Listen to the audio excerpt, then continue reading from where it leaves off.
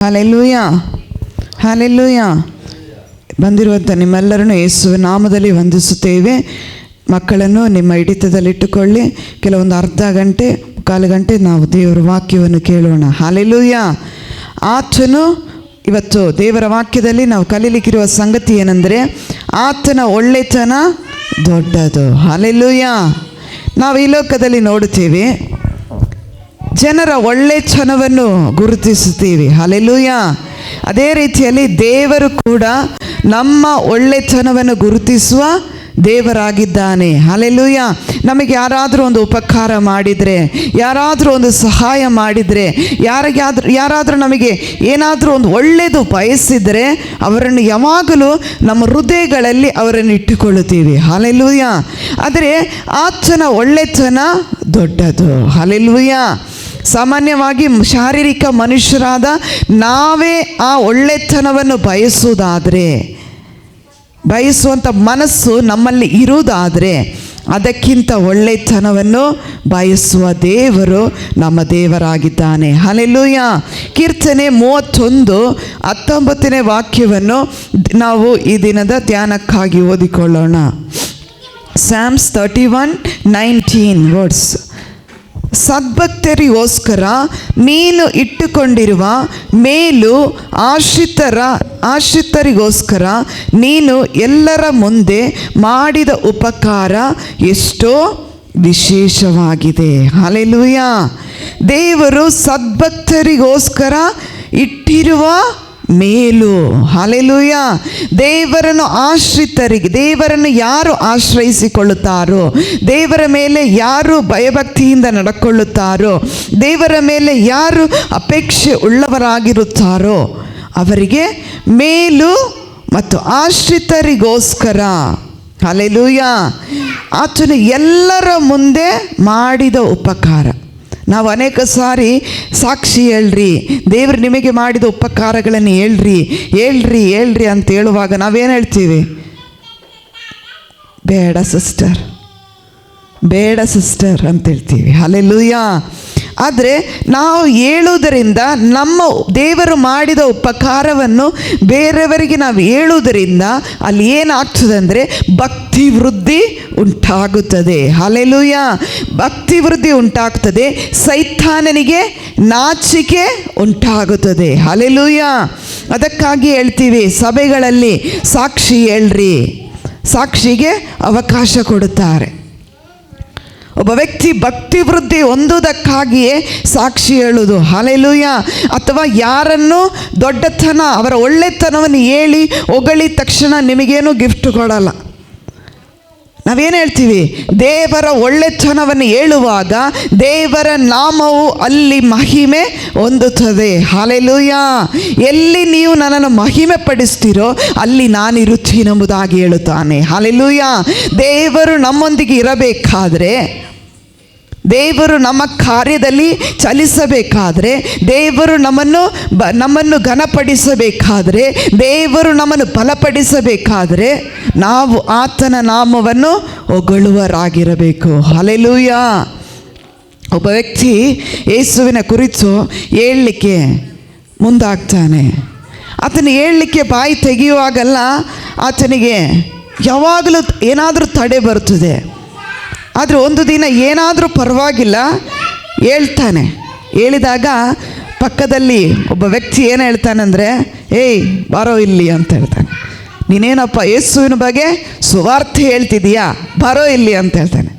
ಬಂದ ತಕ್ಷಣ, ನೋಡು ಇವತ್ತು ಹೇಳಿದ್ದಿ, ಇನ್ನು ಮೇಲೆ ಹೇಳ್ಬೇಡ. ಹಲ್ಲೆಲೂಯ. ಇನ್ನು ಮೇಲೆ ಹೇಳ್ಬೇಡ. ದೇವರು ಹೇಳಿದೇನು ಹೇಳು ಅಂತ ಹೇಳಿದ್ದಾರೆ, ನಾವು ಹೇಳಿ ಆಯಿತು. ಆದರೆ ಅವನು ಹೇಳ್ತಾನೆ, ಇವತ್ತು ಹೇಳಿ ಆಯಿತು, ಇನ್ನು ಮೇಲೆ ಹೇಳ್ಬೇಡ. ನೋಡ್ರಿ, ದೇವರು ನಮಗೆ ಒಂದು ಅವಕಾಶ.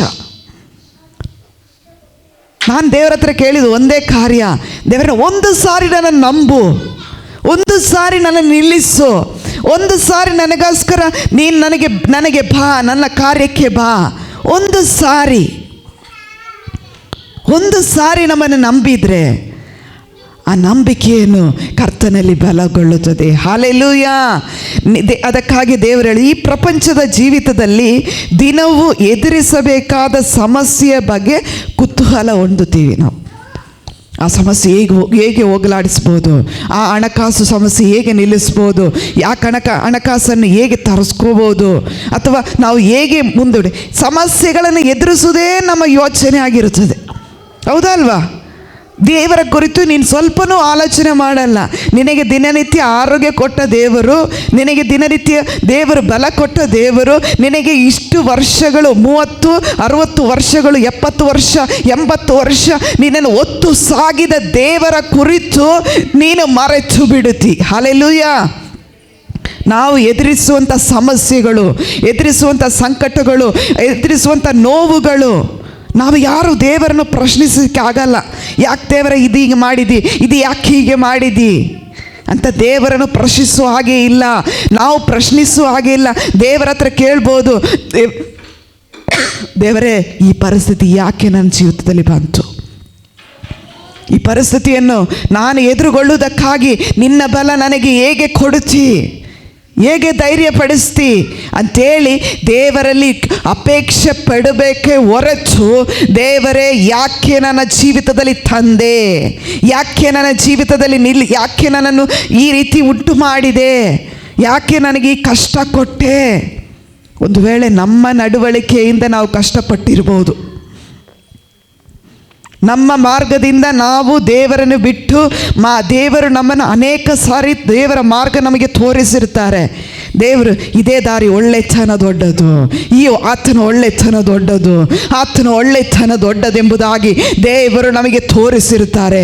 ಆದರೆ ನಾವು ಒಳ್ಳೆತನವನ್ನು ಬಿಟ್ಟು ನಮಗೆ ಎದುರಿಸಬೇಕಾದ ಸಮಸ್ಯೆಗಳನ್ನೇ ನಮ್ಮ ಯೋಚನೆ ಆಗಿರುತ್ತದೆ. ಹಲ್ಲೆಲೂಯಾ. ಅದಲ್ಲ ನನ್ನ ಪ್ರಿಯ ಸಹೋದರ ಸಹೋದರಿ, ಕೀರ್ತನೆ 118, 16ನೇ ವಾಕ್ಯವನ್ನು ನಾವೆಲ್ಲರೂ ಸೇರಿ ಓದೋಣ. ಕೀರ್ತನೆ 118, 16. ಕೀರ್ತನೆ 118, 16 ಯಾರಾದರೂ ಓದಿ ನೋಡ. ಯೆಹೋವನ ಬಲಗೈ ಉನ್ನತವಾಗಿದೆ, ಯೆಹೋವನ ಬಲಗೈ ಪರಾಕ್ರಮವನ್ನು ನಡೆಸುತ್ತದೆ, ನಾವು ಸಾಯುವುದಿಲ್ಲ, ಜೀವದಿಂದಿದ್ದು ಯೆಹೋವನ ಕ್ರಿಯೆಗಳನ್ನು ಸಾರುವೆನು. ಹಲ್ಲೆಲೂಯಾ. ನಾವು ದಿನನಿತ್ಯ ಕಾರ್ಯಗಳನ್ನು ಯೋಚಿಸೋದ್ರ ಹೊರತು ನಾವೇನು ಮಾಡಬೇಕು? ದೇವರೇ ನಿನ್ನ ಬಲಗೈ ಉನ್ನತವಾದುದು, ನಿನ್ನ ಬಲಗೈ ಪರಾಕ್ರಮವನ್ನು ನಡೆಸುತ್ತದೆ, ನಾನು ಸಾಯುವುದಿಲ್ಲ. ಸಾಯ್ತೀರಾ? ಯಾವ ವಿಶ್ವಾಸಿಯು ಆತ್ಮಿಕವಾಗಿ ವಿಶ್ವಾಸಿಗಳು ಸತ್ತಿರ್ತಾರೆ, ಆದರೆ ಶಾರೀರಿಕವಾಗಿ ವಿಶ್ವಾಸಿಗಳು ಸತ್ತಿರ್ತಾರೆ, ಆದರೆ ಆತ್ಮಿಕವಾಗಿ ಆ ವಿಶ್ವಾಸಿಯು ಕರ್ತನನ್ನು ಸ್ತುತಿಸುವುದಾಗಿದೆ. ಹಲ್ಲೆಲೂಯಾ. ಅದಕ್ಕಾಗಿ ನಾವು ನೆನೆಸಬೇಕು, ಶಾರೀರಿಕ ಮರಣ ಬರುವಾಗ, ಶಾರೀರಿಕವಾಗಿ ನಮ್ಮ ಜೀವಿತದಲ್ಲಿ ಏನಾದರೂ ನಡೆಯುವಾಗ ಜೀವದಿಂದಿದ್ದು ಯೆಹೋವನ ಕ್ರಿಯೆ. ಈ ಲೋಕದಲ್ಲಿಯೂ ದೇವರು ನಿನಗೆ ಅವಕಾಶ ಕೊಟ್ಟಿದ್ದಾನೆ ಸಾರಲಿಕ್ಕೆ. ಜೀವದಿಂದಿರುವಾಗ ದೇವರು ಮಾಡಿದ ಉಪಕಾರವನ್ನು ಹೇಳಬೇಕು. ಹಲ್ಲೆಲೂಯಾ. ನನ್ನ ಚಿಕ್ಕ ಪ್ರಾಯದಲ್ಲಿ ನಾನು ಕಾಡು ಮನೆಯಲ್ಲಿ ಆ ದೇವರ ಸೇವಕರ ಕುಟುಂಬದಲ್ಲಿ ಅವರಲ್ಲಿ ಅಲ್ಲಿ ಪ್ರಾರ್ಥನೆಗೆ ಹೋಗುವಾಗೆಲ್ಲ ಅಲ್ಲಿ ನಡೆಯುವಂಥ ಎಲ್ಲ ಕಾರ್ಯಗಳನ್ನು ವೀಕ್ಷಿಸ್ತಿದ್ದೆ. 6-7 ವಯಸ್ಸು ನನಗೆ ಆವಾಗ. ಆ ವಯಸ್ಸಿನಲ್ಲಿ ಅಲ್ಲಿ ಕೇಳುವಂಥ ವಾಕ್ಯದಿಂದ ಹಿಡಿದು ಪ್ರಾರಂಭದಿಂದ ಕೊನೆಯವರೆಗೂ ಮನೆಗೆ ಬಂದ ಮೇಲೆ ನನ್ನ ಮನಸ್ಸಲ್ಲಿ ಒಂದು ಆಸೆ ಇದೆ, ಅಪ್ಪ ಅಮ್ಮ ಇಬ್ಬರನ್ನು ಕೂರಿಸ್ಬೇಕು, ನಾನು ಅವರಿಗೆ ಹೇಳಬೇಕು ಒಂದು ಆಸೆ. ಸಾಯಂಕಾಲ ಹೊತ್ತಲ್ಲಿ ಒಂದು 6-6:30-7 ಗಂಟೆ ಅಷ್ಟೊತ್ತಿಗೆ ನಾನು ಅಪ್ಪ ಅಮ್ಮ ಎಲ್ಲ ಸಮಾಧಾನ ಎಲ್ಲ ಕೆಲಸ ಮುಗಿಸ್ಕೊಂಡು ಕೂತ್ಕೊಂಡಿರ್ತಾರೆ. ಆವಾಗ ಅಪ್ಪ ಕೂತ್ಕೋ, ಅಮ್ಮ ಕೂತ್ಕೋ, ನಾನು ಪ್ರೀಚರು. ಹಲ್ಲೆಲೂಯಾ. ಹಲ್ಲೆಲೂಯಾ. ಚಿಕ್ಕ ಪ್ರಾಯದಲ್ಲಿ ನಾನು ಪ್ರೀಚಿಂಗ್ ಮಾಡ್ತಿದ್ದೆ. ಏನಂದರೆ ಚರ್ಚಲ್ಲಿ ಹಿಂಗೆ ಹೇಳಿದರು, ಪಾಸ್ಟ್ ಹಿಂಗೆ ಹೇಳಿದರು, ಆಂಟಿ ಹಿಂಗೆ ಹೇಳಿದರು, ಎಲ್ಲರೂ ಹಿಂಗೆ ಹೇಳಿದರು, ಹೀಗೆ ಹೇಳಿದರು. ಅವರಿಗೆ ಸಾಕ್ಷಿ, ಅಲ್ಲಿ ಸಾಕ್ಷಿ ಹೇಳಿರ್ತಾರಲ್ಲ, ಅವ್ರ ಘಟನೆಗಳು, ಅವ್ರ ಜೀವಿತದಲ್ಲಿ ಮಾಡಿದ ದೇವರು ಉಪಕಾರ ಮಾಡಿದ್ದನ್ನು ಹೇಳಿರ್ತಾರಲ್ಲ, ಅದನ್ನು ಬಂದು ಮನೆಯಲ್ಲಿ ಹೇಳ್ತಿದ್ದೆ. ಅಮ್ಮ ಅವರಿಗೆ ಹಿಂಗಾಗಿತ್ತು, ಪ್ರೇಯರ್ ಮಾಡಿದರು, ಹಿಂಗೆ ಸರಿಯಾಯಿತು. ಹಲ್ಲೆಲೂಯಾ. ಹಿಂಗೆ ಹೇಳ್ತಾ ಹೇಳ್ತಾ ಹೇಳ್ತಾ ದೇವರು ತನ್ನ ವಾಕ್ಯವನ್ನು ತನ್ನ ಬಾಯಲ್ಲಿ ಇಡುತ್ತಾನೆ. ಹಲ್ಲೆಲೂಯಾ. ಯಾವಾಗ ದೇವರ ವಾಕ್ಯವನ್ನು ನಾವು ಅಧಿಕವಾಗಿ ಆಸಕ್ತಿ ಪಡಿಸ್ತೀವೋ ಅಷ್ಟರ ಮಟ್ಟಿಗೆ ದೇವರು ನಮ್ಮನ್ನು ಆಶೀರ್ವದಿಸುವ ದೇವರಾಗಿದ್ದಾನೆ. ಹಲ್ಲೆಲೂಯಾ. ನಾವು ಹೇಳಿದ ಸಾಕ್ಷಿಯಾಗಲಿ, ಹೇಳಿದ ಜೀವಂತ ಕಾರ್ಯಗಳಾಗಲಿ, ಯಾವ ಕ್ರಿಯೆಗಳಾಗಲಿ ಸಾಯುವುದಿಲ್ಲ. ಹಲ್ಲೆಲೂಯಾ. ಒಂದು ವೇಳೆ ದೇವರ ನಾವು ಶಾರೀರಿಕವಾಗಿ ನಾವು ಸತ್ತಿದ್ದೀವಿ, ಅನೇಕ ಸಾರಿ ಆತ್ಮಿಕವಾಗಿ ಜೀವಂತವಾಗಿರ್ತೀವಿ. ಹಲ್ಲೆಲೂಯಾ. ಈ ಲೋಕದಲ್ಲಿ ಆತ್ಮಿಕವಾಗಿ ಕರ್ತನನ್ನು ಸ್ತುತಿಸ್ತೀವಿ, ಪರಲೋಕದಲ್ಲಿ ಕರ್ತನನ್ನು ನಾವು ಸ್ತುತಿಸ್ತೀವೆಂಬ ನಿರೀಕ್ಷೆ ನಮಗೆ ಉಂಟಾಗಿರಬೇಕು. ಹಲ್ಲೆಲೂಯಾ. ದೇವರ ವಾಕ್ಯವನ್ನು ಮುಂಚಾನೆ ನಾನು ಈ ಕಾರ್ಯಗಳನ್ನು ಓದುವಾಗ ಧರ್ಮೋಪದೇಶ ಕಾಂಡ ಡಿಟೋರ್ನಮಿ ಚಾಪ್ಟರ್ 31:6, ಧರ್ಮೋಪದೇಶ ಕಾಂಡ 31:6, ನೀವು ಶೂರರಾಗಿ ಧೈರ್ಯದಿಂದಿರಿ, ಅವರಿಗೆ ಅಂಜಬೇಡಿರಿ, ಕಳವಳ ಪಡಬೇಡಿರಿ, ನಿಮ್ಮ ದೇವರಾದ ಯೆಹೋವನು ನಿಮ್ಮ ಸಂಗಡ ಇರುತ್ತಾನಲ್ಲ, ಆತನು ನಿಮ್ಮನ್ನು ಕೈ ಬಿಡುವುದಿಲ್ಲ, ಅಪಜಯಕ್ಕೆ ಗುರಿಪಡಿಸುವುದೇ ಇಲ್ಲ ಎಂದು ಹೇಳಿದನು. ಹಲ್ಲೆಲೂಯಾ. ಆತನ ಒಳ್ಳೆತನವನ್ನು ಹೊಗಳುವವರು, ಆತನ ಒಳ್ಳೆತನವನ್ನು ಹೊಗಳುವವರು ನಾವೇನು ಮಾಡಬೇಕು? ಅವರನ್ನು ದೇವರು ಏನು ಮಾಡಲ್ಲ? ಕೈ ಬಿಡುವುದಿಲ್ಲ, ಅಪಜಯಕ್ಕೆ ಗುರಿಪಡಿಸುವುದಿಲ್ಲ. ಹಲ್ಲೆಲೂಯಾ. ದೇವರು ನಮ್ಮನ್ನು ಅಪಜಯಕ್ಕೆ ಗುರಿಪಡಿಸುವ ದೇವರಲ್ಲ. ಹಲ್ಲೆಲೂಯಾ. ನಾವೇನು ಮಾಡಬೇಕು? ಶೂರರಾಗಿ ಧೈರ್ಯದಿಂದಿರಬೇಕು. ಧೈರ್ಯ ಬೇಕು. ದಿನನಿತ್ಯ ಎದುರಿಸುವ ಸಮಸ್ಯೆಗಳಿಗೋಸ್ಕರ ಚಿಂತೆಗೊಳಗಾಗದೆ ದೇವರಲ್ಲಿರುವಂಥ ಕಾರ್ಯಕ್ಕಾಗಿ ಚಿಂತೆಗೊಳಗಾಗಬೇಕು. ಅಯ್ಯೋ, ಇವತ್ತು ನಾನು ಪ್ರಾರ್ಥನೆ ಮಾಡಲಿಲ್ಲಲ್ಲ, ನನಗೆ ಸಮಯ ಸಿಕ್ಕಲಿಲ್ಲಲ್ಲ, ಅಯ್ಯೋ ದೇವರಿಗೆ ಒಂದು ಸ್ವಲ್ಪ ಸಮಯನೂ ಕೊಟ್ಟಿಲ್ಲಲ್ಲ, ದೇವರು ನನ್ನನ್ನು ಇಷ್ಟು ಚೆನ್ನಾಗಿಟ್ರಲ್ಲ, ಹೊತ್ತಿಗೆ ಆಹಾರ ಕೊಟ್ರಲ್ಲ, ನನ್ನ ನಡೆಸಿದ್ರಲ್ಲ ಅಂತೇಳಿ ಏನು ಮಾಡಬೇಕು? ಪ್ರಾರ್ಥನೆ ಮಾಡಿಲ್ಲಲ್ಲ ಅಂತೇಳಿ ಆತುರ ಇರಬೇಕು. ದೇವರ ವಾಕ್ಯವನ್ನು ಇವತ್ತು ಓದಲಿಲ್ಲಲ್ಲ, ಅಯ್ಯೋ ದೇವರ ವಾಕ್ಯ ಏನು ಹೇಳ್ತದೆ ಅದನ್ನು ಕೈಕೊಂಡಿಲ್ಲಲ್ಲ, ಆ ಒಂದು ದಡಬಡ ಇರಬೇಕು, ಕಳವಳ ಇರಬೇಕು ಮನುಷ್ಯನಿಗೆ. ಇವತ್ತೇನು ಕಳವಳ? ಅಯ್ಯಯ್ಯೋ ಈ ಸಂಬಳ ಬಂತು, ಹೇಗೆ ಖರ್ಚು ಮಾಡಲಿ, ಆ ಕಳವಳ. ಅಯ್ಯಯ್ಯೋ ಬಾಡಿಗೆ ಕಟ್ಟಲಿಕ್ಕೆ ಹಣ ಇಲ್ಲ, ಯಾರ ಬಳಿಯಲ್ಲಿ ಕೇಳಲಿ, ಅದು ಕಳವಳ ಮನುಷ್ಯನಿಗೆ. ಅಯ್ಯಯ್ಯೋ ಅವ್ರ ಮದುವೆ ಬರ್ತಾ ಇದೆ, ನಾನು ಆ ಮದುವೆಗೆ ಹೋಗ್ಬೇಕಾದ್ರೆ ಒಳ್ಳೆ ಬಟ್ಟೆ ತಗೊಂಡಿಲ್ಲ, ಕಳವಳ ಜನರಲ್ಲಿ. ಅಯ್ಯೋ ಅವರೆಲ್ಲ ಒಳ್ಳೆ ಸಾರಿ ಉಡ್ಕೊಂಡು ಬರ್ತಾರೆ, ಒಳ್ಳೆ ಶರ್ಟ್ ಪ್ಯಾಂಟ್ ಹಾಕ್ಕೊಂಡು ಬರ್ತಾರೆ, ನನಗೆ ಕಳವಳ.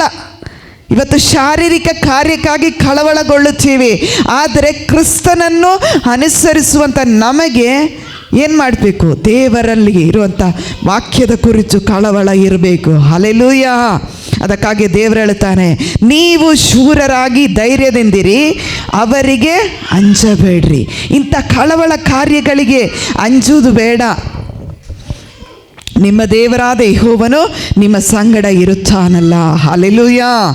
ಯೆಹೋವನೇ ನಿಮ್ಮ ಸಂಗಡ ಇರುತ್ತಾನಲ್ಲ, ಆತನು ನಿಮ್ಮನ್ನು ಕೈ ಬಿಡುವುದಿಲ್ಲ, ಅಪಜಯಕ್ಕೆ ಗುರಿಪಡಿಸುವುದಿಲ್ಲ. ಹಲ್ಲೆಲೂಯಾ. ದೇವರನ್ನು ಆಶ್ರಿತರಿಗೆ ಆತನು ಅಪಜಯಕ್ಕೆ, ಅವಮಾನಕ್ಕೆ ಗುರಿಪಡಿಸುವ ದೇವರಲ್ಲ. ನಮ್ಮ ದೇವರು ನಮ್ಮ ತಲೆಯನ್ನು ಎತ್ತುವ ದೇವರು. ಹಲ್ಲೆಲೂಯಾ. ಕೈಗಳನ್ನು ತಟ್ಟಿ ಕರ್ತನಿಗೆ ಸ್ತೋತ್ರ ಮಾಡ್ರಿ. ಹಲ್ಲೆಲೂಯಾ.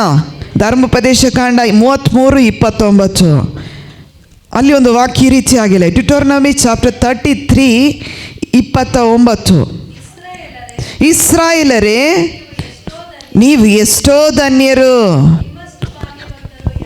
ನಿಮ್ಮಷ್ಟು ಭಾಗ್ಯವಂತರು ಯಾರಿದ್ದಾರೆ? ನೀವು ಯೆಹೋವನ ಅನುಗ್ರಹದಿಂದ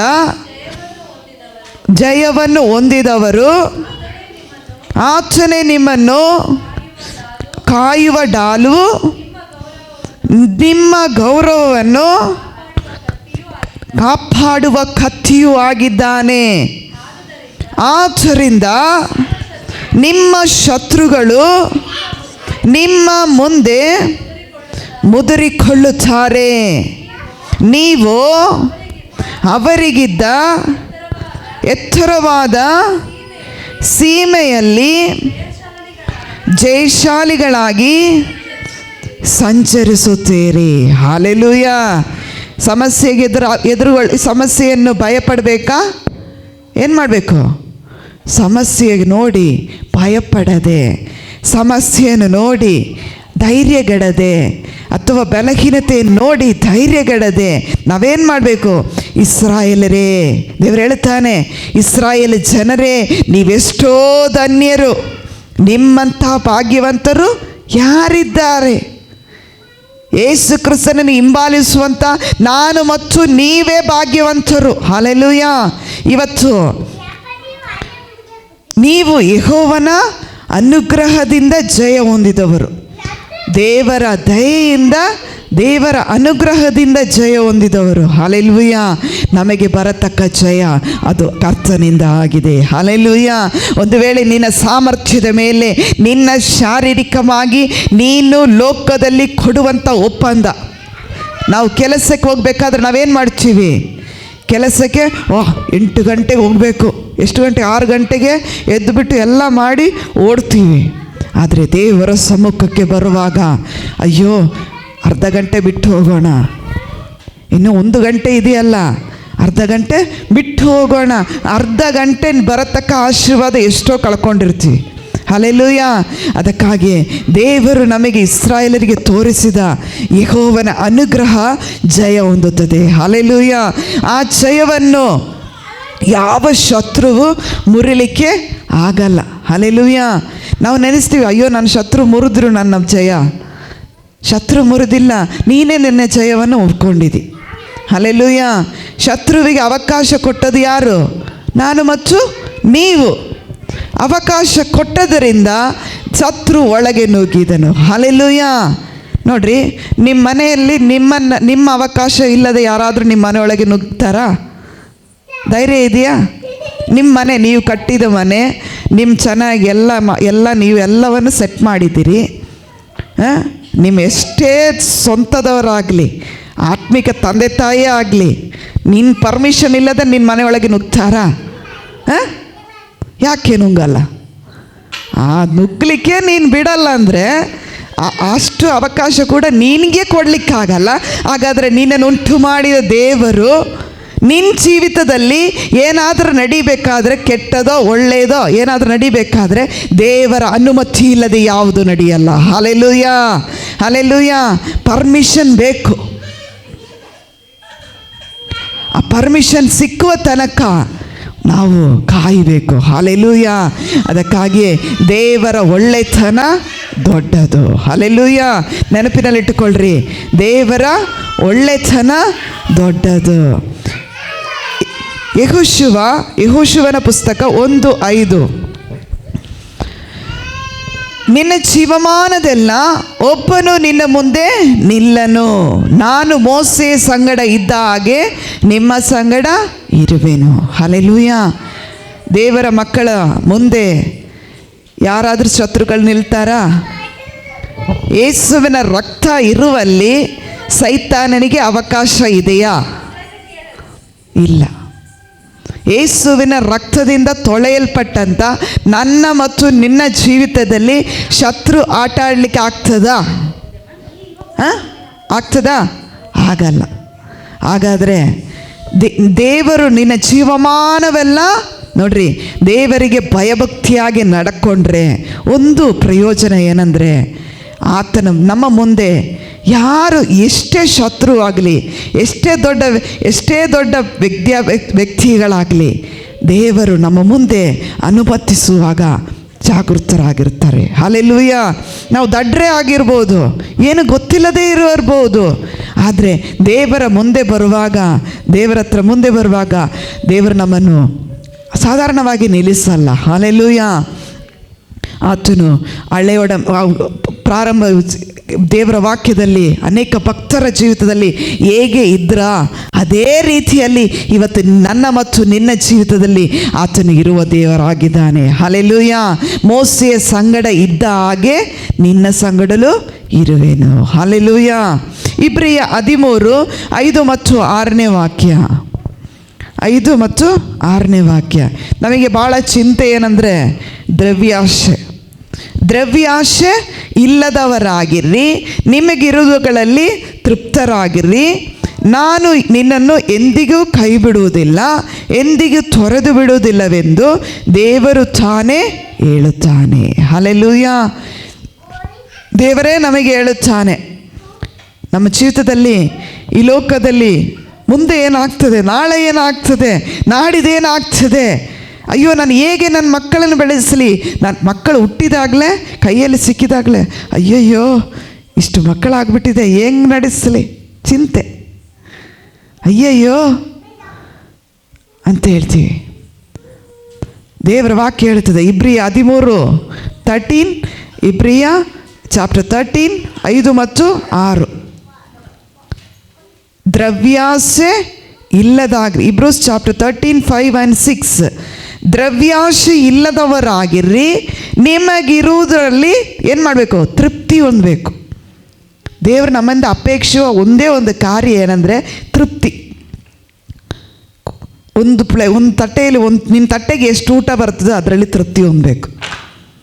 ನಿನ್ನ ಹಾಸಿಗೆಯಲ್ಲಿ ಕಾಲು ಎಷ್ಟು ಚಾಚಲಿಕ್ಕೆ ಆಗ್ತದೆ ಅದರಲ್ಲಿ ತೃಪ್ತಿ ಹೊಂದಬೇಕು. ಆವಾಗ ದೇವರು ನಿನಗೆ ಈ ಹಾಸಿಗೆ ಆಗಲ್ಲ, ನನ್ನ ಮಗಳಿಗೆ ತುಂಬ ಕಷ್ಟಪಡ್ತಿದ್ದಾರೆ ಅಂತೇಳಿ ದೊಡ್ಡ ಹಾಸಿಗೆ ಕೊಡ್ತಾರೆ. Hallelujah, hallelujah. ನಾವಿರುವಾಗ ನಾನು ಎಂದಿಗೂ ನಿನ್ನನ್ನು ಕೈ ಬಿಡುವುದಿಲ್ಲ. ನಮ್ಮ ದೇವರು ನಮ್ಮನ್ನು ಕೈ ಬಿಡುವುದಿಲ್ಲ, ಎಂದಿಗೂ ತೊರೆದು ಬಿಡುವುದಿಲ್ಲ, ದೇವರು ತಾನೇ ಹೇಳಿದನು. ಹಲ್ಲೆಲೂಯಾ. ಆದ್ದರಿಂದ ಕರ್ತನು ನನ್ನ ಸಹಾಯಕನು. ಎರಡನೇದಾಗಿ ನಾವು ಧೈರ್ಯ ಹೇಳ್ಬೋದು, ದೇವರೇ ನನ್ನ ಸಹಾಯಕನು, ನಾ ಭಯಪಡೇನು, ಮನುಷ್ಯನು ನನಗೆ ಏನು ಮಾಡಾನು. ಧೈರ್ಯ ಇದ್ದರೆ ಮಾತ್ರ ಹೇಳಲಿಕ್ಕಾಗ್ತದೆ ಅಂಥೇಳಿ ಎಂದು ಧೈರ್ಯವಾಗಿ ಹೇಳಬಲ್ಲನು. ನಿಮಗೆ ದೇವರ ವಾಕ್ಯವನ್ನು ತಿಳಿಸಿದ ನಿಮ್ಮ ಸಭಾ ನಾಯಕರನ್ನು ಜ್ಞಾಪಕಪಡಿಸಿಕೊಳ್ಳ್ರಿ. ಅನೇಕ ಸಭೆ ಹುಟ್ಟಿದಂದಿನಿಂದ ಅನೇಕ ವಾಕ್ಯಗಳನ್ನು ಕೇಳಿ ಅನೇಕ ಸಭೆಗಳಲ್ಲಿ ನಾವು ಬೆಳೆದು ಒಂದು ಸ್ಥಾನದಲ್ಲಿ ಇರ್ತೀವಿ. ಆದರೆ ನಾವೇನು ಮಾಡ್ತೀವಿ, ನಮ್ಮ ವಾಕ್ಯ ಇವತ್ತು ಕೇಳಿದ್ದು ನಾಳೆ ಇವತ್ತು ಬಿಡ್ತೀವಿ, ನಾಳೆ ಬೇರೆನೊಂದು ಬಾಲಿಸ್ತೀವಿ, ಮನುಷ್ಯರ ಸ್ವಭಾವ ಆಗಿ. ಆದರೆ ನಮ್ಮ ಮನಸ್ಸಲ್ಲಿ ಯೋಚನೆ ಬೇಕು, ಅವ್ರು ಹಂಗೆ ಹೇಳಿದರು, ಇವರು ಹಿಂಗೆ ಹೇಳಿದರು. ಒಳ್ಳೆ ಸಂಗತಿಗಳನ್ನು ಯಾವಾಗಲೂ ನೆನಪಿನಲ್ಲಿಟ್ಟುಕೊಂಡು ಮೆಲುಕಾಕುತ್ತಾ ಇರಬೇಕು. ಒಳ್ಳೆಯ ಸಂಗತಿಗಳನ್ನು ಮೆಲುಕು ಹಾಕ್ತಾ ಇರುವಾಗ ಅದು ನಿನಗೆ ಆಶೀರ್ವಾದವಾಗಿ ಉಳಿಯುತ್ತದೆ. ಹಲ್ಲೆಲೂಯಾ. ಕೀರ್ತನೆ 147:11. ಸ್ಯಾಮ್ಸ್ 147:11. ಯೆಹೋವನು ಆನಂದಿಸುವುದು ತನ್ನ ಕೃಪೆಯನ್ನು ನಿರೀಕ್ಷಿಸುವ ಭಕ್ತರಲ್ಲಿಯೇ. ಹಲ್ಲೆಲೂಯಾ. ದೇವರು ನನ್ನಲ್ಲಿ ಮತ್ತು ನಿನ್ನಲ್ಲಿ ಸಂತೋಷ ಪಡೋದು. ನಿನಗೆ ಆಸ್ತಿ ಇದೆಯಾ, ಐಶ್ವರ್ಯ ಇದೆಯಾ, ಒಳ್ಳೆ ಬಟ್ಟೆ ಇದೆಯಾ, ವಸ್ತ್ರ ಇದೆಯಾ, ಹಣ ಎಷ್ಟಿದೆ, ವಿದ್ಯಾಭ್ಯಾಸ ಎಷ್ಟಿದೆ, ನಿನಗೆ ಎಷ್ಟು ಡಿಗ್ರಿ ಇದೆ, ಇದನ್ನು ನೋಡಿ ದೇವರು ಆನಂದಿಸುವ ದೇವರಲ್ಲ. ಹಲ್ಲೆಲೂಯಾ. ದೇವರು ಆನಂದಿಸುವುದು ಯಾವುದರಲ್ಲಿ? ಯೆಹೋವನನ್ನು ಆನಂದಿಸುವುದು ತನ್ನ ಕೃಪೆಯನ್ನು ನಿರೀಕ್ಷಿಸುವ ಭಕ್ತರು. ದೇವರನ್ನು ನಿರೀಕ್ಷೆ ಮಾಡಬೇಕು. ದೇವರು ನನ್ನ ಜೀವಿತದಲ್ಲಿ ಏನು ಮಾಡ್ತಾರೆ, ನಾನು ಅಪೇಕ್ಷಿಸೋದಕ್ಕಿಂತ ನನ್ನ ದೇವರು ಮಾಡಲಿಕ್ಕೆ ಶಕ್ತನು. ಹಲ್ಲೆಲೂಯಾ. ಆ ನಂಬಿಕೆ, ಆ ನಿರೀಕ್ಷೆ ನಮಗಿರಬೇಕು. ಯಾವಾಗ ನಿರೀಕ್ಷೆ ಇಲ್ಲದ ಜೀವಿತ ಮಾಡ್ತೀವೋ, ನಂಬಿಕೆ ಇಲ್ಲದ ಜೀವಿತ ಮಾಡ್ತೀರೋ, ಸುಮ್ಮನೆ ವೇಸ್ಟ್. ನೀವು ಜೀವಿಸಿದ್ರು ಒಂದೇ, ಸತ್ರು ಒಂದೇ. ಹಲ್ಲೆಲೂಯಾ. ನಂಬಿಕೆ ಇರಬೇಕು, ನನ್ನ ದೇವರು ಮಾಡ್ತಾನೆ. ನಿರೀಕ್ಷೆ ಇರಬೇಕು, ದೇವರು ಕೊಡ್ತಾನೆ. ನಾನೀಗ ಒಂದು ಸಣ್ಣ ಗಾಡಿ ಕಲಿಬೇಕಂತ ಅಪೇಕ್ಷೆ ಪಟ್ಟರೆ ದೇವರು ನನಗೆ ಕಾರ್ ಕಲಿಸ್ತಾನೆ ಅಂತೇಳಿ ಅಪೇಕ್ಷೆ ಇರಬೇಕು. ಹಲ್ಲೆಲೂಯಾ. ಒಂದು ಸೈಕಲ್ ಆದರೂ ನಾನು ಕಲಿಬೇಕು ಅಂತೇಳಿ ನಾನು ಪ್ರಯತ್ನ ಪಟ್ಟಿದ್ರೆ ದೇವರು ನನಗೆ ಕಾರ್ ಕಲಿಸ್ತಾನೆ. ಹಲ್ಲೆಲೂಯಾ. ಏಕೆಂದರೆ ದೇವರ ನಾವು ಆನಂದ ಮಾಡಬೇಕು ಕರ್ತನಲ್ಲಿ, ದೇವರಲ್ಲಿ. ದೇವರ ಒಳ್ಳೆತನವನ್ನು ನೆನೆಸಿಕೊಂಡು ಆನಂದಿಸಬೇಕು. ಹಲ್ಲೆಲೂಯಾ. ಆತನನ್ನು ಹೊಗಳುತ್ತಾ ಹೋಗುವಾಗ ದೇವರ ನಾಮವು ಮಹಿಮೆಗೊಳ್ಳುತ್ತದೆ. ಹಲ್ಲೆಲೂಯಾ. ಕೀರ್ತನೆ 26:1. ಸ್ಯಾಮ್ಸ್ 26:1. ಕೀರ್ತನೆ 26:1. ಯೆಹೋವನು ನಮಗೋಸ್ಕರ ನ್ಯಾಯವನ್ನು ನಿರ್ಣಯಿಸು, ನಾನಾದರೂ ನಿರ್ದೋಷಿಯಾಗಿ ನಡ್ಕೊಂಡಿದ್ದೀನಿ. ನಾನು ಕದಲದೆ ಯೆಹೋವನಲ್ಲೇ ಭರವಸೆ ಎಂದಿದ್ದೇನೆ. ಹಲ್ಲೆಲೂಯಾ. ನಾವು ಹೇಳಲಿಕ್ಕೆ ಸಾಧ್ಯವೋ? ದೇವರು ನಮ್ಮಲ್ಲಿ ನ್ಯಾಯವಾದನ್ನು ನಿರ್ಣಯಿಸುವ ದೇವರು. ನಮಗಾದರೂ ನಿರ್ದೋಷಿಗಳಾಗಿ ನಡ್ಕೊಳ್ಳಿಕ್ಕೆ ಆಗ್ತದಾ? ಯಥಾರ್ಥವಾಗಿ ನಡ್ಕೊಳ್ಳಿಕ್ಕೆ ಆಗ್ತದಾ? ನಾವು ಯಥಾರ್ಥತೆಯನ್ನು ಅನೇಕ ಸಾರಿ ಕಳ್ಕೊಳ್ತೀವಿ. ದೇವರಿಂದ ಬರತಕ್ಕ ಆಶೀರ್ವಾದವನ್ನು ಯಾಕೆ ನಾವು ಕಳ್ಕೊಳ್ತೀವಿ? ಕಳ್ಕೊಂಡ ಮೇಲೆ ನಮಗೆ ಭಾಳ ಬೇಸರಿಕೆ ಉಂಟಾಗುತ್ತದೆ. ಹಲ್ಲೆಲೂಯಾ. ಅದಕ್ಕಾಗಿ ಯೋಹಾನ 8:29 ಹೇಳ್ತಿದೆ, ನನ್ನನ್ನು ಕಳಿಸಿ ಕೊಟ್ಟ ಆತನು. ಜಾನ್ ಚಾಪ್ಟರ್ 8:29, ನನ್ನನ್ನು ಕಳಿಸಿ ಕೊಟ್ಟ ಆತನು ನನ್ನ ಸಂಗಡ ಇದ್ದಾನೆ. ಆ ನಂಬಿಕೆ, ಭರವಸೆ ನಮಗಿರಬೇಕು. ದೇವರು ನನ್ನೊಂದಿಗಿದ್ದಾನೆ, ನನ್ನ ಕುಟುಂಬದಲ್ಲಿ ಇದ್ದಾನೆ, ನನ್ನ ಸಭೆಯಲ್ಲಿ ಇದ್ದಾನೆ, ನನ್ನ ಮಕ್ಕಳ ಜೀವಿತದಲ್ಲಿ ಇದ್ದಾನೆ, ದೇವರು ಅದ್ಭುತ ಮಾಡ್ತಾನೆ ಎಂಬ ಭರವಸೆ ಏನಿರಬೇಕು? ನಮಗೆ ಇರಬೇಕು. ಒಂದು ದಿನ ಒಬ್ಬ ತಂದೆಗೆ ಒಬ್ಬ ಮಗ ಇರ್ತಾನೆ.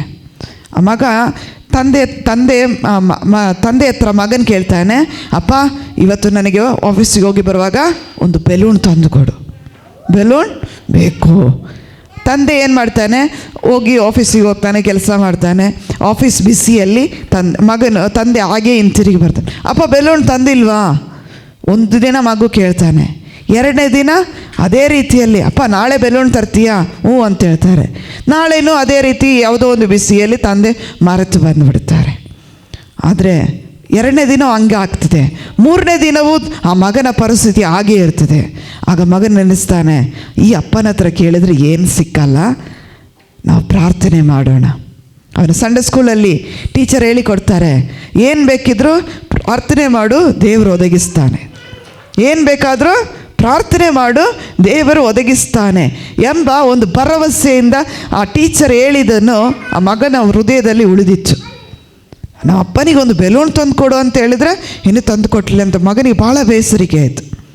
ಒಂದು ದಿನ ಆ ಮಗನ ಈ ರೀತಿಯಾಗಿ ದೇವರಲ್ಲಿ ಬೇಡಿಕೊಳ್ತಾನೆ, ದೇವರೇ ನನಗೆ ಒಂದು ಬೆಲೂನ್ ಕೊಡು. ಹಲ್ಲೆಲೂಯಾ. ಈ ರೀತಿ ಪ್ರಾರ್ಥನೆ ಮಾಡುತ್ತಾ ತಂದೆ ಮರುದಿನ ತಿರುಗಿ ಆಫೀಸಿಗೆ ಹೋಗ್ತಾನೆ. ಆಫೀಸಿಗೆ ಹೋದಾಗ ಆ ತಂದೆಯ ಫ್ರೆಂಡ್ನ ತಂದೆ ಫಾರಿನಿಂದ ಬಂದಾಗ ಆತನೇನು ಮಾಡಿದ್ರು, ಒಳ್ಳೆ ಗಿಫ್ಟು ಆತನಿಗೆ ಮಕ್ಕಳಿಗೆ ಬೇಕಾದ ಬೆಲೂನ್ಸು ಅದು ಇದೆಲ್ಲ ಸ್ವಲ್ಪ ತಂದು ಕೊಟ್ಟಿದ್ದಾರೆ. ತಂದದನ್ನು ಇವರು ಟೇಬಲ್ ಮೇಲೆ ಇಟ್ಟಿರುತ್ತಾರೆ. ತಂದೆ ಯಥಾರ್ಥವಾಗಿ ಆಫೀಸಿಗೆ ಹೋಗ್ತಾರೆ. ಆಫೀಸಿಗೆ ಹೋದಾಗ ಇದು ಯಾರು ಇಟ್ಟು ಗಿಫ್ಟ್ ನೋಡಿ, ಅವನು ಹೇಳ್ತಾನೆ, ನನ್ನ ಅಪ್ಪ ಫಾರಿನಿಂದ ಬಂದರು, ಆವಾಗ ನನಗೆ ಮಕ್ಕಳಿಗೆಲ್ಲ ತಂದರು, ನಾನು ನಿನ್ನ ಮಗನಿಗೂ ಕೊಡು ಅಂತೇಳಿ. ತಂದೆ ಓಪನ್ ಮಾಡಿ ನೋಡಿದಾಗ ತಂದೆ ಹೃದಯದಲ್ಲಿ ಭಾಳ ಸಂತೋಷ ಆಯಿತು.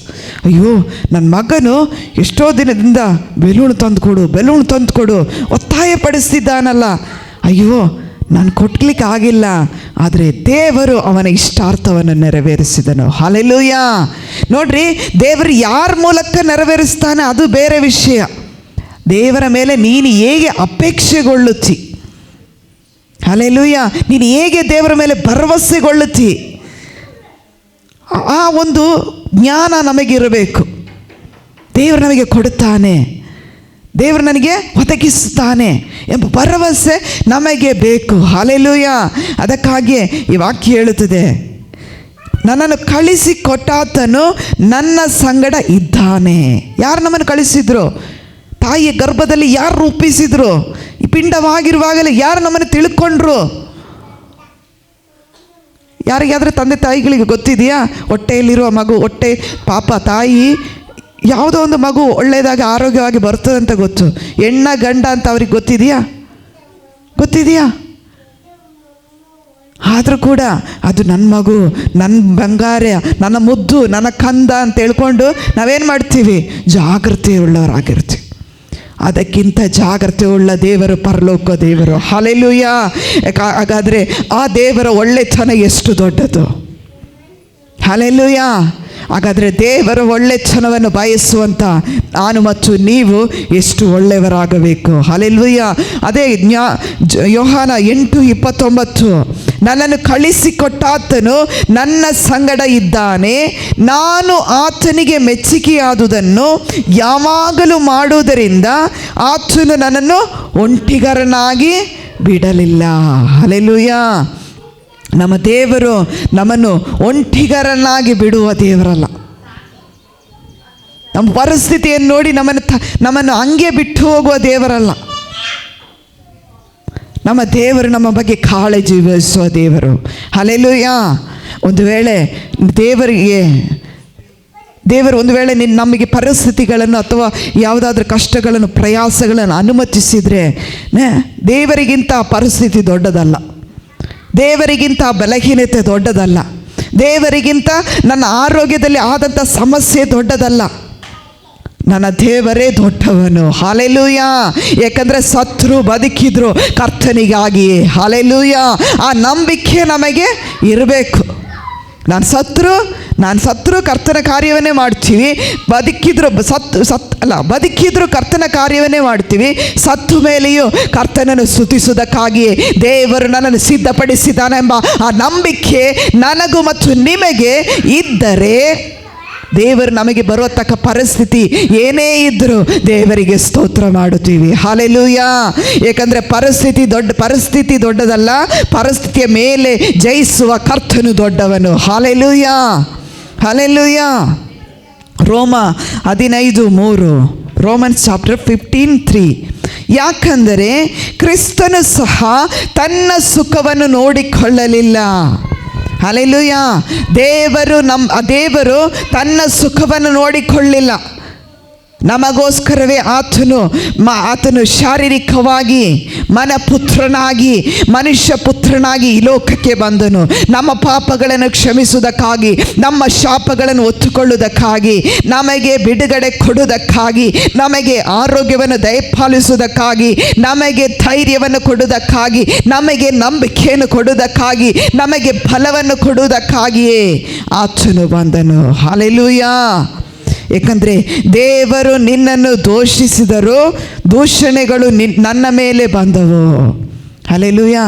ದೇವರ ಮಕ್ಕಳೇ, ನಮ್ಮನ್ನು ಯಾರಾದರೂ ದೂಷಣೆ ಮಾಡುತ್ತಾರಾ? ನಮ್ಮನ್ನು ಯಾರಾದರೂ ಹಾಗೆ ಮಾಡುತ್ತಾರಾ? ನಮ್ಮನ್ನು ಯಾರಾದರೂ ದೂರ ತಳ್ಳುತ್ತಾರಾ? ದೇವರಿಗೆ ಸ್ತೋತ್ರ ಮಾಡಿರಿ. ಒಂದು ವೇಳೆ ಪ್ರಾರಂಭದಲ್ಲಿ ಯೇಸು ಕ್ರಿಸ್ತನನ್ನು ಹಿಂಬಾಲಿಸುವಾಗ ಒಂದು ಕುಟುಂಬದಲ್ಲಿ ಒಬ್ಬ ವ್ಯಕ್ತಿ ರಕ್ಷಣೆ ಹೊಂದಿದರೆ ಸಾಕು, ಇಡೀ ಕುಟುಂಬವು ಬರುತ್ತದೆಂಬುದಾಗಿ ದೇವರ ವಾಕ್ಯ ಹೇಳುತ್ತದೆ. ನಾವು ರಕ್ಷಣೆ ಹೊಂದಿದೆ ಅಂತೇಳಿ ನಮ್ಮನ್ನು ಎಲ್ಲರೂ ದೂರ ಇಡುತ್ತಾರೆ. ಹಲ್ಲೆಲೂಯಾ. ನಾವು ನೆನೆಸ್ತೀವಿ, ಪ್ರಾರಂಭದಲ್ಲಿ ವಿಶ್ವ ಬ್ರಾಹ್ಮಣ ಕುಟುಂಬದಿಂದ ಯೇಸು ಕ್ರಿಸ್ತನ ಸ್ವಂತ ರಕ್ಷಕನಾಗಿ ಅಂಗೀಕರಿಸಿಕೊಂಡಾಗ ನನಗೆ ಗೊತ್ತು, ನನ್ನ ತಂದೆಯ ತಂದೆ ಸತ್ತಾಗ ನನ್ನ ತಂದೆಯನ್ನು ನೋಡಲಿಕ್ಕೆ ಕೂಡ ಅನುಮತಿಸಿಲ್ಲ. ಹಲ್ಲೆಲೂಯಾ. ಅವರ ಮನಸ್ಸು ಎಷ್ಟು ಕಲ್ಲಾಗಿರ್ಬೋದು. ನನ್ನ ಅಜ್ಜ ತೀರ್ಕೊಂಡಾಗ ನನ್ನ ತಂದೆ ಯೇಸುವನ್ನು ಹಿಂಬಾಲಿಸ್ತಿದ್ದಾರೆ, ಯೇಸುವನ್ನು ಅಂಗೀಕರಿಸ್ತಾರೆ ಅಂತೇಳಿ ಅವರನ್ನು ನೋಡಲಿಕ್ಕೆ ಕೂಡ ಅನುಮತಿಸಿಲ್ಲ. ಹಲ್ಲೆಲೂಯಾ. ಲಾಸ್ಟ್ ಮರಣದ ಸ್ಥಿತಿಯಿಂದ ಅವರು ಇಲ್ಲಿಂದ ಅಲ್ಲಿಗೆ ಹೋದರೂ ಕೂಡ ಅವರನ್ನು ನೋಡಲಿಕ್ಕೆ ಅನುಮತಿಸಿಲ್ಲ. ಆದರೆ ಅವರು ಹೆಚ್ಚು ಕಡಿಮೆ 3-4 ದಿನ ಒಂದು ಕೋಣೆಯಲ್ಲಿ ಅವರು ಎಷ್ಟು ಗಂಟೆಗಳು ಅಳುತ್ತಂದರೆ ನನಗೆ ಗೊತ್ತು, ನನ್ನ ಪ್ರಿಯ. ಏಕೆಂದರೆ ನಾನು ಕುಟುಂಬದ ಹಿರಿಯ ಮಗಳು. ನನಗೆ ಗೊತ್ತು ನನ್ನ ತಂದೆ ಎಷ್ಟು ದುಃಖಕ್ಕೊಳಗಾದರು. ಹಲ್ಲೆಲೂಯಾ. ಏಕೆಂದರೆ ದೇವರು ಒಂದು ವೇಳೆ ನಮ್ಮನ್ನು ತಳ್ಬೋದು. ಕೊನೆಗೆ ಏನಾಯ್ತಂದರೆ ನನ್ನ ಪ್ರಿಯ, ನಾನು ಹೇಳ್ತೇನೆ, ನಮ್ಮನ್ನು ದೂರ ತಳ್ಳುವವರು ನಮ್ಮನ್ನು ಹುಡುಕಿಕೊಂಡು ಬರ್ತಾರೆ. ಹಲ್ಲೆಲೂಯಾ. ಏಕೆಂದರೆ ನಮ್ಮನ್ನು ಯಾರು ತಿರಸ್ಕಾರ ಮಾಡುತ್ತಾರೋ, ಯಾರು ದೂಷಣೆ ಮಾಡುತ್ತಾರೋ, ಯಾರು ನಮ್ಮನ್ನು ಹಾಗೆ ಮಾಡುತ್ತಾರೋ, ದೇವರಲ್ಲಿ ನೀನು ಕರ್ತನಲ್ಲಿ ಕರೆಕ್ಟಾಗಿ ಓಡ್ತಾ ಇದ್ದರೆ, ಕರ್ತನಿಗೆ ನೀನು ಕರೆಕ್ಟಾಗಿ ದೇವರ ಮಾರ್ಗದಲ್ಲಿ ನೀನು ಇದ್ದರೆ ನಿನ್ನನ್ನು ಹುಡುಕಿಕೊಂಡು ಬರ್ತಾರೆ. ಹಲ್ಲೆಲೂಯಾ. ಇವತ್ತು ದೇವರಿಗೆ ಸ್ತೋತ್ರ ಮಾಡುತ್ತೀವಿ. ಇಡೀ ಕುಟುಂಬವು ಕರ್ತನಲ್ಲಿ ದೇವರು ಬರಲಿಕ್ಕೆ ದೇವರು ಕೃಪೆ ಮಾಡಿದನು. ನಷ್ಟವೋ ಲಾಭವೋ ಅನೇಕ ಆಯಿತು, ನಷ್ಟವಾಯಿತು, ಲಾಭವಾಯಿತು, ಎಲ್ಲ ಆಯಿತು. ಆಗಬೇಕಾದದೆಲ್ಲವೂ ಆಯಿತು. ಆದರೆ ದೇವರು ನಂಬಿಕೆಯಲ್ಲಿ, ಭರವಸೆಯಲ್ಲಿ ಧೈರ್ಯವಾಗಿ ಇದುವರೆಗೆ ಹೋಗಲಿಕ್ಕೆ ಕೃಪೆ ಮಾಡಿದಂದರೆ ಆತನ ಒಳ್ಳೆತನ ದೊಡ್ಡದು. ಹಲ್ಲೆಲೂಯಾ. ದೇವರ ಒಳ್ಳೆತನವನ್ನು ನಾವು ಎದುರುಗೊಳ್ಳುವರಾಗಿರಬೇಕು. ಹಲ್ಲೆಲೂಯಾ. ನನ್ನ ಪ್ರಿಯ ದೇವರ ಮಕ್ಕಳೇ, ನಾವು ದೇವರಿಗೆ ಭಯಪಟ್ಟು ದೇವರನ್ನು ಗೌರವಿಸೋಣ. ಹಲ್ಲೆಲೂಯಾ. ಆತನನ್ನು ಪೂರ್ಣ ಹೃದಯದಿಂದ ಅಂಗೀಕಾರ ಮಾಡಿಕೊಳ್ಳೋಣ. ಅರ್ಧಬರ್ಧ ಮನಸ್ಸಿನಿಂದ ನಾವು ದೇವರನ್ನು ಅಂಗೀಕಾರ ಮಾಡಬೇಡಿ. ಹಲ್ಲೆಲೂಯಾ. ಅರ್ಧಬರ್ಧ ಮನಸ್ಸಿನಿಂದ ದೇವರನ್ನು ಅಂಗೀಕಾರ ಮಾಡಿಕೊಳ್ಬೇಡಿ. ಅದು ನಿಮಗೆ ತಪ್ಪು. ನೀವೆಷ್ಟು ವರ್ಷ, 50 ವರ್ಷ ಒಂದು ಸೀಟಲ್ಲಿ ದೇವರ ಸಮ್ಮುಖದ 50 ವರ್ಷನೂ ನಾನು ಆಲಯಕ್ಕೆ ಹೋಗಿ ಕೂತ್ಕೊಂಡಿದ್ದೀನಿ, ನಾನು ವಾಕ್ಯ ಕೇಳಿದ್ದೀನಿ ಅಂತೇಳಿ ಅರ್ಧಬರ್ಧ ಮನಸ್ಸಿನಲ್ಲಿ ಕೂತ್ರೆ ನನ್ನ ಜೀವಿತದಲ್ಲಿ ಯಾವ ಬದಲಾವಣೆ ಇಲ್ಲ. ನೀವು ಸೇವಕರನ್ನು ದೂರಬೇಡಿ, ಸಭೆಯನ್ನು ದೂರಿದ್ರು ಏನು ಪ್ರಯೋಜನ ಆಗಲ್ಲ. ನಾನು ಹೇಳ್ತೀನಿ, ಬರೆದಿಟ್ಕೊಳ್ರಿ, ಎಲ್ಲಿ ಬೇಕಾದ್ರೂ ಬರೆದಿಟ್ಕೊಳ್ರಿ. ದೇವರನ್ನು ಆಶೀರ್ವದಿಸಬೇಕಾ, ದೇವರನ್ನು ಗೌರವಿಸಬೇಕಾ, ದೇವರನ್ನು ಮಾನಿಸಬೇಕಾ, ದೇವರಲ್ಲಿ ನೀನು ಭಯಭಕ್ತಿ ಉಳ್ಳವಾಗಿ ನಡೆದುಕೋ. ಹಲ್ಲೆಲೂಯಾ. ದೇವರಿಗೆ ವಿಧೇಯರಾಗೋ, ದೇವರ ವಾಕ್ಯಕ್ಕೆ ಕೈಕೊಂಡು ನಡೆ, ಅದೇ ನಿನಗೆ ಆಶೀರ್ವಾದ. ಹಲ್ಲೆಲೂಯಾ. ಅದು ನಮ್ಮ ಜೀವಿತಕ್ಕೆ ಎಲುಬಿಗೆ ಸಾರವು, ಶರೀರದಲ್ಲಿರುವಂಥ ರಕ್ತಕ್ಕೆ ಅದು ಯೇಸುವಿನ ರಕ್ತವು, ಅದು ಬಿಡುಗಡೆಯ ರಕ್ತವಾಗಿ ಬದಲಾವಣೆ ಆಗುತ್ತದೆ. ಹಲ್ಲೆಲೂಯಾ. ನಾನು ದೇವರ ವಾಕ್ಯವನ್ನು ನಾನು ಕಲಿಯುವಾಗ ನನಗೆ ಒಂದು ವಾರ ಎಲ್ಲ ಆರಾಮ ಇದ್ದುಕೊಂಡು ಏನೋ ಒಂದು ವಾಕ್ಯ ತೆಗೆದು ಮಾತನಾಡೋದಲ್ಲ. ಗಂಟೆಗಟ್ಟಲೆ ಇಷ್ಟು ಹೊತ್ತು ಮಾತನಾಡಬೇಕಾದ್ರೆ ಸಾಧಾರಣ ಅಲ್ಲ. ಅಷ್ಟರ ಮಟ್ಟಿಗೆ ನನ್ನ ಆತ್ಮವನ್ನು ಕರ್ತನಲ್ಲಿ ತಯಾರು ಮಾಡಿಕೊಂಡಿರ್ತೇನೆ. ಹಲ್ಲೆಲೂಯಾ. ಅಷ್ಟರ ಮಟ್ಟಿಗೆ ದೇವರಿಗೂ ನನಗಿರುವ ಸಂಬಂಧವನ್ನು ಕ್ರಮಕೂಡಿಸ್ಕೊಳ್ಬೇಕು. ಹಲ್ಲೆಲೂಯಾ. ನನ್ನ ನೆಂಟರು ಅಂತ ಹೇಳ್ತೀರಿ. ನಾವು ಹೇಳ್ತೀವಾ? ನನ್ನ ಮನೆಯವರು ನಾವು ನಮ್ಮ ಮನೆಯವರು ಅಂತೇಳಿ ಅವರು ಕಾರ್ಯಕ್ಕೆ, ಯಾವ ಕಾರ್ಯಕ್ಕೆ ನಾವು ಹೋಗೋದಿದ್ರೆ ಏನಾಗ್ತೀವಿ? ನಾವು ಅವ್ರ ಮನೆಯವರಾ? ಅಲ್ಲ. ನಾವೇನು ಹೇಳ್ತೀವಿ? ಅವರು ಯಾರೋ ಅಂತ ಹೇಳ್ತಾರೆ. ತಂದೆಯ ಮನೆಯಲ್ಲಿ ಹಂಗೆ ನಾವು ಒಳ್ಳೆತನವನ್ನು ಎದುರುಗೊಳ್ಳುವರಾಗಿರಬೇಕು. ಹಲ್ಲೆಲೂಯಾ. ನಾವೆಲ್ಲ ಎದ್ದು ನಿಂತುಕೊಂಡು ದೇವರಿಗೆ ಸ್ತೋತ್ರ ಮಾಡೋಣ. ದೇವರೇ, ನೀನೆಷ್ಟೋ ಒಳ್ಳೆತನವನ್ನು ನನಗೆ ಮಾಡಿದ್ದಿ, ಎಷ್ಟೋ ನನ್ನ ಜೀವಿತದಲ್ಲಿ ಎಲ್ಲ ಒಳ್ಳೆಯ ಸಂಗತಿಗಳನ್ನೇ ಮಾಡಿದ್ದಿ. ಆದರೆ ನಾನು ನಿನಗೆ ಕೆಡುಕನಾಗಿದ್ದೆ, ನಾನು ನಿನಗೆ ಅಯೋಗ್ಯನಾಗಿದ್ದೆ. ದೇವರೇ, ನಿನಗೆ ಸ್ತೋತ್ರ. ಒಳ್ಳೆಯವನೇ, ಶಕ್ತನೇ, ಆರಾಧನೆ ಆರಾಧನೆ. ಎಲ್ಲರೂ ಹೇಳ್ರಿ, ಒಳ್ಳೆಯವನೇ, ಶಕ್ತನೇ, ಆರಾಧನೆ ಆರಾಧನೆ. ಬಲಿಯಾದ ಕುರಿಯು ಪಾಪಗಳೆಲ್ಲವನ್ನು ಒತ್ತು ಸಹಿಸಿದವನೇ, ರಕ್ತವ ಸುರಿಸಿ ಸಾಕ್ಷಿಯಾಗಿ ಬಾಳ್ವೆ, ನಿಶ್ಚಯ ನಿಶ್ಚಯವೇ. ದೇವರಲ್ಲಿ ಒಂದು ನಿಶ್ಚಯವಾದ ಒಂದು ತೀರ್ಮಾನವನ್ನು ತೆಗೆದುಕೊಳ್ಳ್ರಿ. ನಾನು ನಿಶ್ಚಯವಾಗಿ ಕರ್ತನಿಗಾಗಿ ನಾನು ಎದ್ದು ಪ್ರಕಾಶಿಸ್ತೇವೆ. ಕರ್ತನಿಗಾಗಿ ನನ್ನ ಪರಿಸ್ಥಿತಿ ಏನೇ ಆದರೂ ನಾನು ದೇವರಿಗಾಗಿ ನಿಲ್ಲುತ್ತೇನೆ, ದೇವರನ್ನು ಆಶ್ರಯಿಸಿಕೊಳ್ಳುತ್ತೇನೆ.